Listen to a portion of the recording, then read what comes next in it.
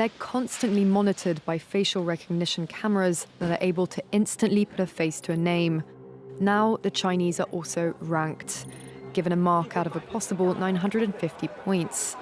A score in the 700s is considered good. Around the 500 mark is not.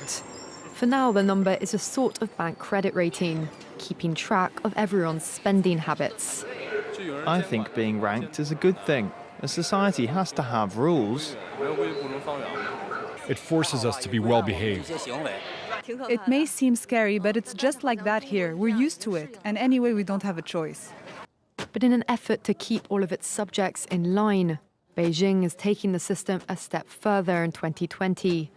It's aggregating data gathered by banks, private companies, and the state to rate if someone's a good or bad citizen.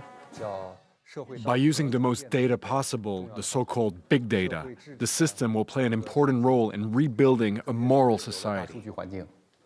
The state will go over every detail of a person's life with a fine-tooth comb. Their financial situation, spending habits, career, even behavior on social media. Criticizing the government online or displaying outward signs of wealth is a no-no. On the other hand, praising the party or giving blood increases your social credit. Xiao Wenwang is a model citizen. She lives in Nanjing, a testing ground for social ranking. Married with a child, she has a job in a retirement home, no debts, and she wouldn't dream of jaywalking. As a good citizen, I respect the rules of the road. If I didn't, I'd lose points on my social credit. In theory, everything can be taken into account in the social score, even the most innocuous errands like supermarket shopping. When Xiao Wenwang makes an electronic payment, her purchases tell the state a lot about her. Buying cigarettes would count against her. On the other hand, nappies show she's an attentive mother. Beer could indicate alcoholism. She'd be better off buying water. In this pilot city of 8 million people, there are only 18,000 model citizens. For Xiao Wenwang, there are perks to be had, such as paying half price for the bus. I get discounts for all public services, even at museums. And the library is free for me, thanks to my score. A good score brings benefits, but people with low scores lose rights. The cinema names and shames people considered untrustworthy, plastering their details, even their addresses, across big screens. It's a matter of principle. Those people have to be condemned. Those people aren't honest, so they have to pay the price. It's only right to pay your debts. You have to blacklist those that don't. The Supreme Court has created a blacklist for so-called bad citizens, those whose ratings have dropped to zero. On it are companies, but also 23 million people to date. Among them is this journalist Liu Hu.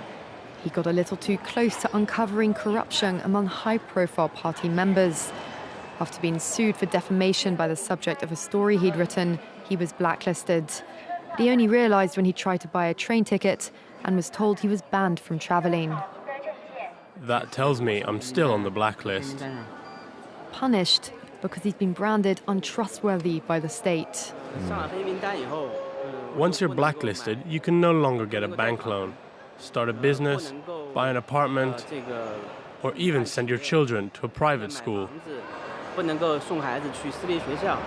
Liu Hu is among a tiny minority of people who have dared to criticize the system, which some are calling a digital dictatorship. I worry, because I think many people like me will be deprived of individual freedoms, and all of us will live with restrictions of one kind or another. After our meeting, Liu Hu learned that his name had been removed from the blacklist, but he still has a long way to go if he doesn't want to languish at the bottom of the social credit hierarchy.